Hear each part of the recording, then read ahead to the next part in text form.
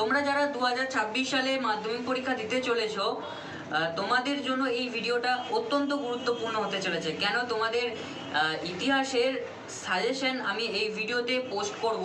আর বলে রাখি, টেস্টের আগে অবধি আজকের পর থেকে সাজেশন সম্বন্ধিত কোনো ভিডিও আমি আর পোস্ট করব না। কেন? এই ভিডিওটা তোমাদের টেস্টের জন্য সাজেশন হিসেবে আমি পোস্ট করছি। এরপর আর কোনো ভিডিও আমি কিন্তু পোস্ট করব না সাজেশনের। অন্য ভিডিও তো পোস্ট করবই, একেবারেই পোস্ট করব, কিন্তু তোমাদের সাজেশনের আর ভিডিও পোস্ট করব না। এরপর একেবারে টেস্টের পরে ফাইনালের জন্য পোস্ট করব, ঠিক আছে? এই ভিডিওটা ভালো করে দেখতে থেকো, একটু বড় হবে এই ভিডিওটা, ঠিক আছে? সমস্ত অধ্যায়ের সাজেশন যেহেতু আমি দিয়েছি, সেই জন্য একটু ভিডিওটা বড় হবে। তোমরা ধৈর্য ধরে পুরো ভিডিওটা দেখতে থেকো। আর হ্যাঁ, বলে রাখি, টেস্টে যেহেতু তোমাদের স্কুলের স্যারেরা প্রশ্ন করেন, স্কুলের স্যারেদের টাচে থেকো, একটু বেশি স্কুল যাওয়ার চেষ্টা করো এখন। আর স্কুলের স্যারেরা যে সমস্ত প্রশ্নগুলো লিখিয়ে দিচ্ছেন, যে সমস্ত প্রশ্নগুলোকে বেশি গুরুত্ব সহকারে তোমাদেরকে পড়াচ্ছেন, সেই প্রশ্নগুলো বাড়িতে এসে পড়ো, ঠিক আছে? বুঝতে না পারলে ইউটিউবে প্রচুর চ্যানেল আছে, সেখান থেকে তোমরা জানতে পারবে, কনসেপ্ট ক্লিয়ার করতে পারবে। তোমাদের গৃহ শিক্ষকের কাছে সেই সমস্ত প্রশ্নগুলো বুঝে নাও, ঠিক আছে? চলো বেশি দেরি না করে সাজেশন পর্বে যাওয়া যাক। আর তার আগে যারা এখনো অবধি চ্যানেলটিকে সাবস্ক্রাইব করোনি, অবশ্যই চ্যানেলটিকে সাবস্ক্রাইব করে দাও।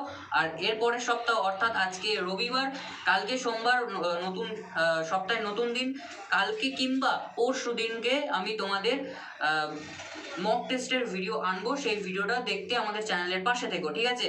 তো চলো যাওয়া যাক। দেখো, তোমাদের মাধ্যমিকের জন্য যে টেস্টের যে সাজেশনটা তুলে ধরবো বলেছিলাম, সেটা একটু দেখে নাও। আর প্রথমে 2 নম্বর, তারপর 4 নম্বর, তারপর 8 নম্বর, এরকমভাবে কোশ্চেনগুলো সাজানো রয়েছে। তোমাদের দেখতেও সুবিধা হবে, ঠিক আছে? আর প্রথমেই বলে রাখি, প্রথম অধ্যায় এবং অষ্টম অধ্যায়, অর্থাৎ শেষ অধ্যায়, এই দুটো অধ্যায় থেকে কিন্তু কোনো বড় প্রশ্ন, 8 নম্বরে কোনো বড় প্রশ্ন আসবে না, ঠিক আছে?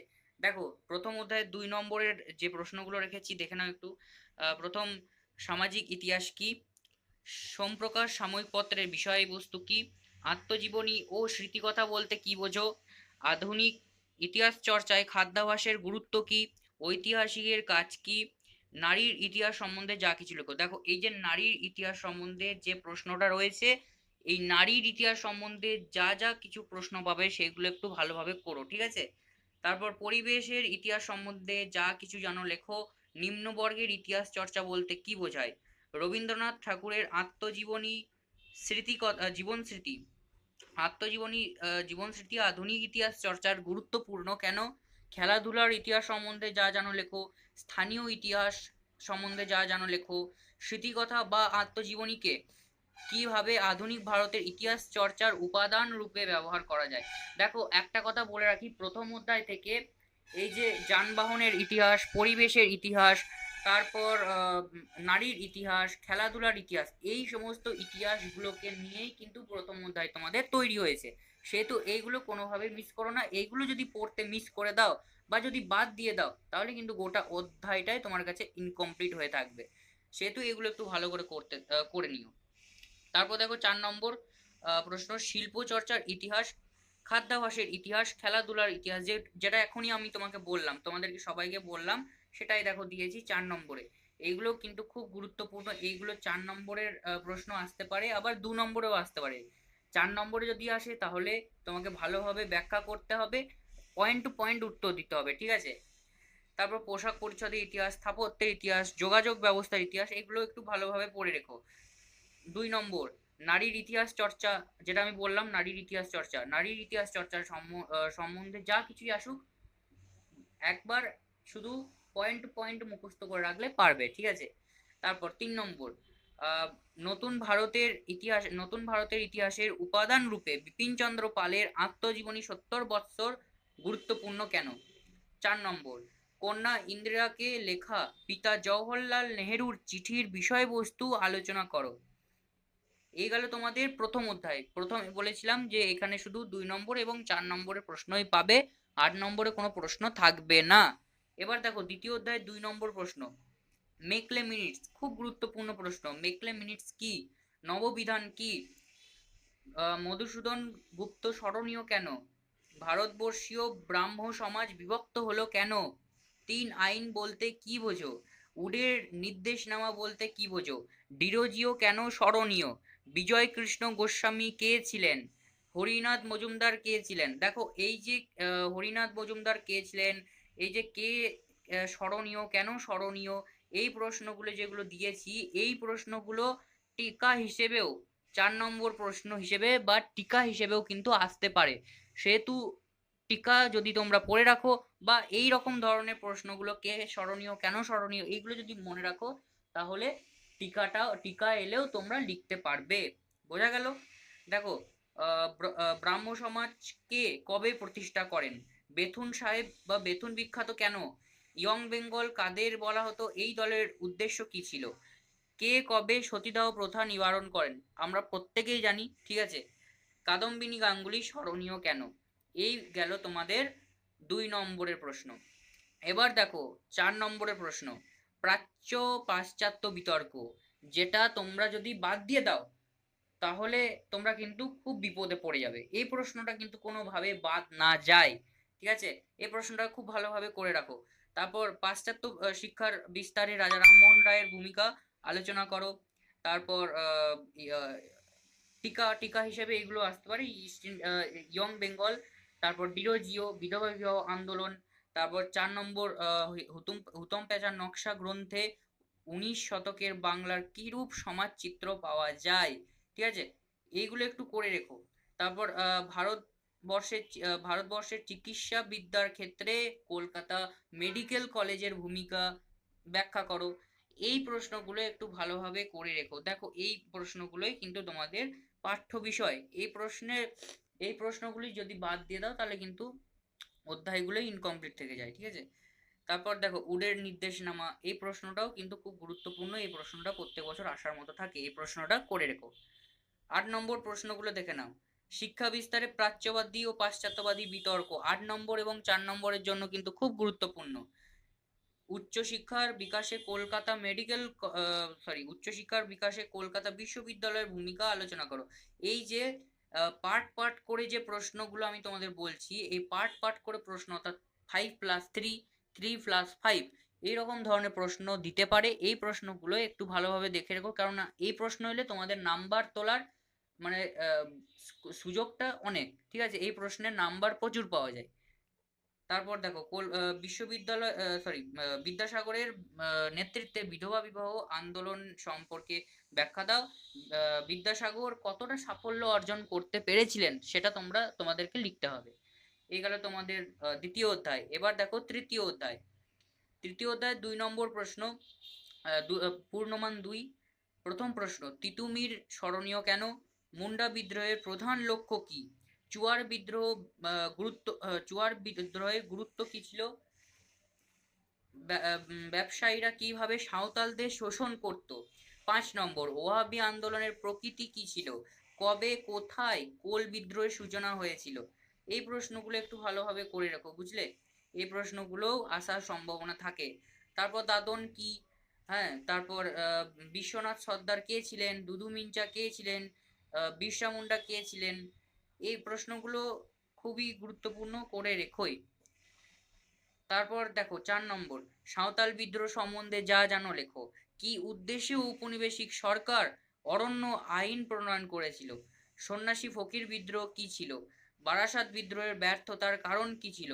ফৌজদারি ও ওয়াহাবি আন্দোলনের পার্থক্যগুলি আলোচনা করো। তারপর 8 নম্বর প্রশ্ন, ইস্ট ইন্ডিয়া কোম্পানির আমলে বিভিন্ন উপজাতি বিদ্রোহের সংক্ষিপ্ত ইতিহাস আলোচনা করো। 2 নম্বর, নীল বিদ্রোহ কেন ঘটেছিল? এই বিদ্রোহের বৈশিষ্ট্যগুলি আলোচনা করো, ঠিক আছে। এই প্রশ্নগুলো করে রাখো, এখান থেকে দুটোই বড় প্রশ্ন দিয়েছি। চতুর্থ অধ্যায় 2 নম্বর প্রশ্নগুলো দেখে নাও। গভর্নর জেনারেল ও ভাইসরয়ের মধ্যে পার্থক্য কি? দেখো এই প্রশ্নটাও কিন্তু করে রেখো, এই প্রশ্নটা একটু দেখে রেখো, আসার সম্ভাবনা আছে। তারপর 2 নম্বর, মহারানী ঘোষণাপত্রের মূল উদ্দেশ্য কি ছিল? 19 শতকে জাতীয়তাবাদের উন্মেষে ভারত মাতা চিত্রটি কিরূপ ভূমিকা ছিল? 4 নম্বর, 1857 বিদ্রোহকে প্রথম স্বাধীনতা যুদ্ধ বলা যায় না কেন? তারপর 1857 সালের বিদ্রোহের চরিত্র কিরূপ ছিল? 1857 বিদ্রোহকে কি সিপাহী বিদ্রোহ বলা যায়? এটা তোমাদের লিখতে হবে, যায় হ্যাঁ কি না এটা লিখতে হবে। শুধু হ্যাঁ বা না লিখে দিলে চলবে না। আহ, দেখো এটা কিন্তু তোমাদের 2 নম্বরের প্রশ্ন, সেহেতু একটু ব্যাখ্যা করতেই হবে। তারপর জাতীয়তাবাদ বলতে কি বোঝো? ইলবার্ট বিল কি? হিন্দু মেলা গঠনের উদ্দেশ্য কি ছিল? আনন্দমঠ কে রচনা করেন? এই গ্রন্থের মূল উপদেশ কি ছিল? এই যে পার্ট পার্ট করে প্রশ্ন, 1+1, এগুলো একেবারে তোমাদের ফুল মার্কস তোলার চাবিকাঠি, এক কথায় বলতে গেলে। তারপর গগনেন্দ্রনাথ ঠাকুর স্মরণীয় কেন? গোড়া উপন্যাসের মধ্য দিয়ে কোন দ্বন্দ্বের প্রতিফলন লক্ষ্য করা যায়? ভারত সভা প্রতিষ্ঠার যে কোনো দুটি উদ্দেশ্য উল্লেখ করো। ঠিক আছে, এই গেল তোমাদের 2 নম্বর। এবার 4 নম্বর। দেখো এই ভিডিওটা একটু বড় হবেই, ঠিক আছে, মানে এটা স্বাভাবিক। এই ভিডিওটার মধ্যে যেহেতু সব অধ্যায়ের সাজেশন গুলো তুলে ধরেছি, একটু দেরি হতে, একটু বড় হবে ভিডিওটা, তো ধৈর্য ধরো এবং দেখতে থাকো। 4 নম্বর দেখো, হিন্দু মেলা ভারত সভা টিকা হিসেবেও আসতে পারে কিংবা প্রশ্ন ধরেও আসতে পারে। ঠিক আছে, মানে হিন্দু মেলার উদ্দেশ্য কি ছিল বা ভারত সভার উদ্দেশ্যগুলি উল্লেখ করো। ঠিক আছে, এরকম ধরনের প্রশ্ন আসতেই পারে, আবার টিকা হিসেবেও আসতে পারে। তারপর দেখো মহারানী ঘোষণাপত্র সম্বন্ধে যা জানো, মানে মহারানী ঘোষণাপত্র কি, মহারানী কি কি ঘোষণা করেছিলেন, তার ঘোষণাপত্রের মধ্যে কি কি ঘোষণা ছিল, এই ঘোষণাগুলো কি আদৌ ভালোভাবে পালন করা হয়েছিল, সেগুলো তোমাদেরকে লিখতে হবে। ঠিক আছে, তারপর এলবার্ট বিল কি? ইউরোপীয়রা কেন এই বিলকে সমর্থন করেনি? তারপর 4 নম্বর, ঊনবিংশ শতকে সভা সমিতির যুগ বলা হয় কেন? 5 নম্বর, আহ 1857 বিদ্রোহ সম্পর্কে শিক্ষিত মধ্যবিত্ত বাঙালি শ্রেণীর মনোভাব কেমন ছিল? তারা তো বিরুদ্ধে ছিল, এবার তাদের মনোভাবটা তোমাদেরকে ফুটিয়ে তুলতে হবে। ঠিক আছে, আর 8 নম্বরের প্রশ্নগুলো দেখে নাও। 1857 সালে মহাবিদ্রোহের প্রকৃতি ও চরিত্র, এটা তো তোমাদেরকে করতেই হবে। ঠিক আছে, এই অধ্যায় থেকে এই প্রশ্নটা করতেই হবে। তারপর ব্রিটিশ বিরোধী জনমত গঠনে বাংলার সভা সমিতিগুলির বিবরণ দাও। 3 নম্বর, গগনেন্দ্রনাথ ঠাকুর কিভাবে তার অঙ্কিত ব্যঙ্গচিত্রের মাধ্যমে ঔপনিবেশিক সমাজ চিত্র তুলে ধরেছিলেন? ভারতের জাতীয়তাবাদের উন্মেষের বিবেকানন্দের রচিত বর্তমান ভারত গ্রন্থটির অবদান ব্যাখ্যা করো। 4 নম্বর, ভারতের জাতীয়তাবাদী চেতনার উন্মেষে বঙ্কিমচন্দ্রের আনন্দমঠ উপন্যাসের ভূমিকা ব্যাখ্যা করো। অবনীন্দ্রনাথ ঠাকুরের অঙ্কিত ভারত মাতা চিত্রটির বিখ্যাত কেন? ঠিক আছে, এই গেল তোমাদের আহ চতুর্থ অধ্যায়। এবার পঞ্চম অধ্যায়ের 2 নম্বর প্রশ্নগুলো দেখো। কবে ও কিভাবে বাংলার ছাপাখানার অক্ষর ব্যবহৃত হয়? ছাপাখানা জগতে উমেশচন্দ্র উপেন্দ্র কিশোর রায়চৌধুরী বিখ্যাত কেন? এই উপেন্দ্র কিশোর রায়চৌধুরী। আর 4 নম্বরে কিন্তু 4 নম্বরে তোমাদের টিকা হিসেবেও আসতে পারে। তারপর দেখো ইউএন রায় অ্যান্ড সন্স কি? তারপর ফোর্ট উইলিয়াম কলেজ কিভাবে বাংলার মুদ্রণ শিল্পের গতি এনেছিল? ছাপাখানা প্রবর্তনের গুরুত্ব কি? চার্লস উইলকিন্স বিখ্যাত কেন? এই প্রশ্নগুলো ঘুরিয়ে ফিরে আসে, এই প্রশ্নগুলো একটু করে রেখো। বিশ্বভারতী প্রতিষ্ঠার উদ্দেশ্য, তারপর জাতীয় শিক্ষা পরিষদের কর্মসূচি, মহেন্দ্রলাল সরকার কে ছিলেন বা কেন বিখ্যাত? ছাপাখানার বিকাশে ও শিক্ষার প্রসারে স্কুল বুক সোসাইটি কি ভূমিকা পালন করেছিল? মুদ্রণের ইতিহাসে 1800 খ্রিস্টাব্দ গুরুত্বপূর্ণ কেন? বাংলায় মুদ্রণ শিল্পের বিকাশে ঈশ্বরচন্দ্র বিদ্যাসাগরের কিরূপ অবদান ছিল? এইগুলো তোমাদের করে রাখতে হবে। ঠিক আছে, এই প্রশ্নগুলো আশা করছি তোমাদের হয়ে গেছে, কেননা প্রায় এখন সেপ্টেম্বর মাস ঢুকতে চললো। ঠিক আছে, তোমাদের কালকে সেপ্টেম্বর মাস ঢুকে যাবে, আশা করছি এই প্রশ্নগুলো হয়ে আছে। তারপর দেখো 8 নম্বরের প্রশ্ন, বাংলায় কারিগরি শিক্ষার বিকাশে বেঙ্গল টেকনিক্যাল ইনস্টিটিউট এর ভূমিকা কেমন ছিল? শ্রীরামপুর মিশন প্রেস কিভাবে একটি অগ্রণী মুদ্রণ প্রতিষ্ঠায় পরিণত হলো? রবীন্দ্রনাথ ঠাকুরের শান্তিনিকেতন ভাবনার বিভিন্ন দিকগুলি চিহ্নিত করো। এই প্রশ্নটাও কিন্তু কোনোভাবে যেন বাদ না যায়। ঠিক আছে, এই প্রশ্নটাও গুরুত্বপূর্ণ। তারপর দেখো টিকা জগদীশ চন্দ্র বসু। তারপর 8 নম্বরের প্রশ্ন দেখো, ঔপনিবেশিক বাংলায় বিজ্ঞান ও কারিগরি শিক্ষার বিকাশের সংক্ষিপ্ত পরিচয় দাও। রবীন্দ্রনাথ ঠাকুরের শান্তিনিকেতন ও বিশ্বভারতী ভাবনার মাধ্যমে কিভাবে প্রকৃতি, মানুষ ও শিক্ষার সমন্বয় ঘটেছিলেন তা ব্যাখ্যা করো। এই প্রশ্নটাও কিন্তু খুব গুরুত্বপূর্ণ এ বছরের জন্য, বোঝা গেল? এবার দেখো 3 নম্বর, বাংলার ছাপাখানা ও মুদ্রণের ক্ষেত্রে বিদ্যাসাগরের অবদান ব্যাখ্যা করো। ছাপাখানার ফলাফল বা প্রভাবগুলি তুমি কিভাবে ব্যাখ্যা করবে? এই গেল তোমাদের পঞ্চম অধ্যায়। এবার আসো ষষ্ঠ অধ্যায়ে। তিন কাঠিয়া প্রথা কি? 2 নম্বরের প্রথম প্রশ্ন, তিন কাঠিয়া প্রথা কি? খেদা সত্যাগ্রহ কি? মোপলা বিদ্রোহ কাকে বলে? পত্তনিদার, এই যে 4 নম্বর একটু ভুল হয়ে গেছে, ঠিক আছে, এখানে আমার একটু ভুল হয়ে গেছে।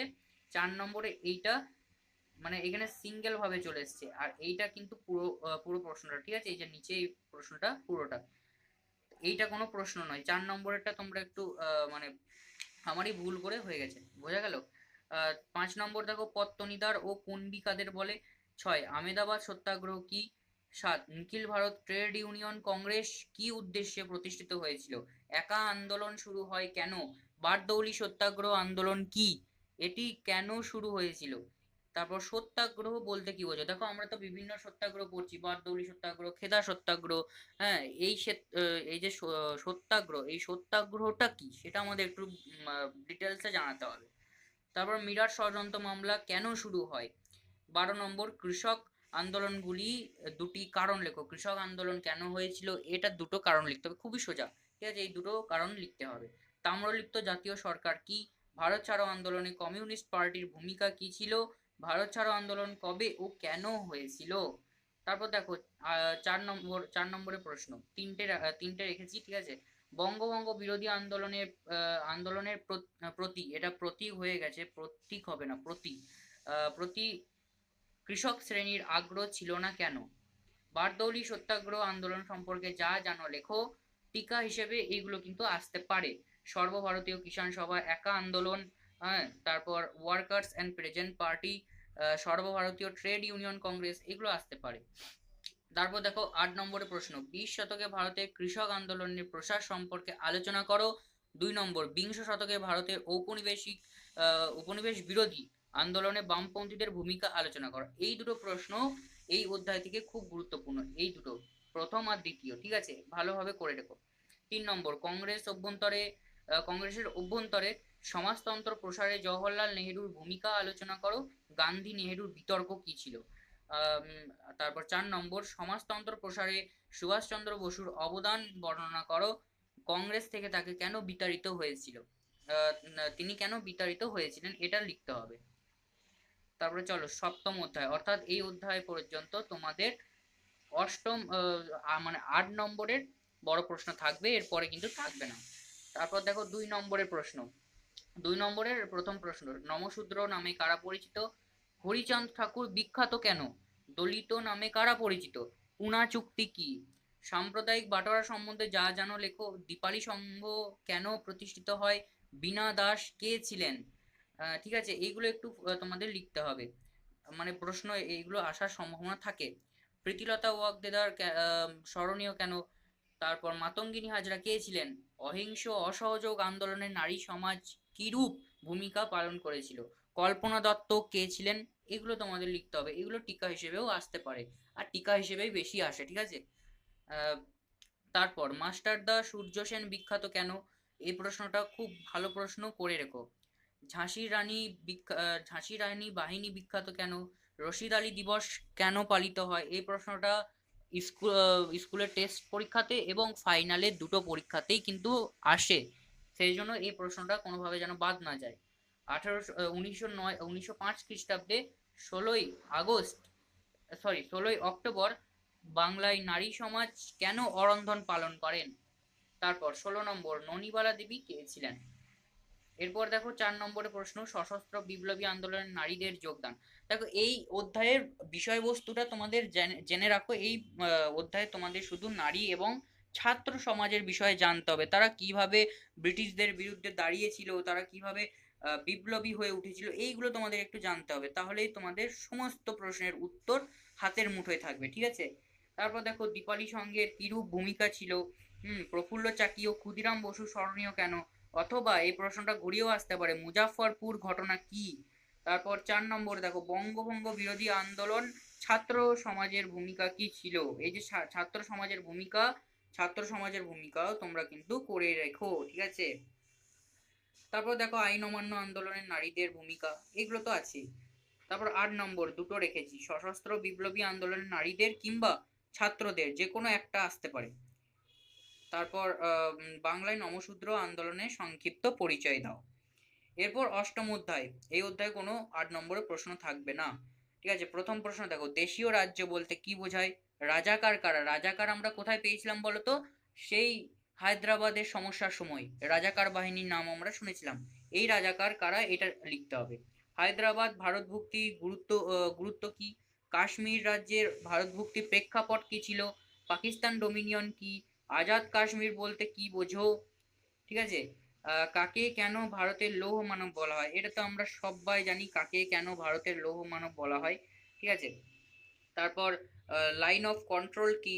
পত্রিশি রামালু কে ছিলেন? পুনর্বাসন যুগ বলতে কি বোঝো? রাজ্য পুনর্গঠন কমিশন কি?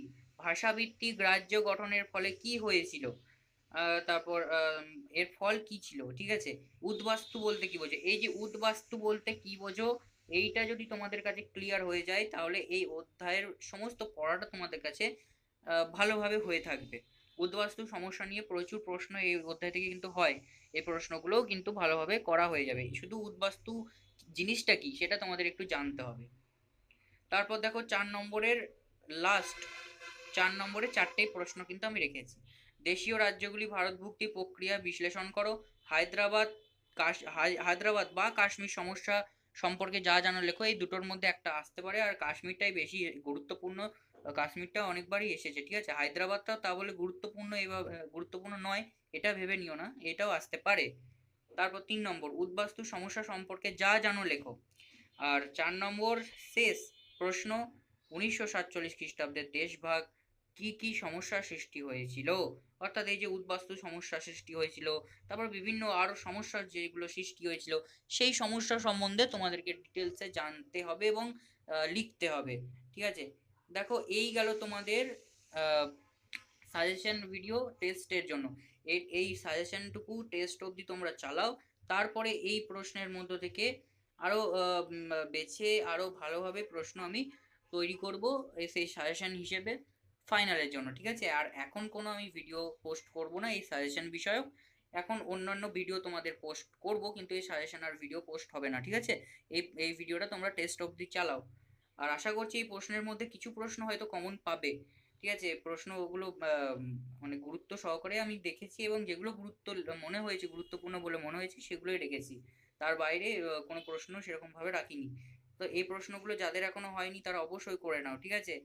বেশ, চলো, ভিডিওটা অনেকটাই বড় হয়ে গেল। একটু ধৈর্য ধরে দেখো। ঠিক আছে ভিডিওটা।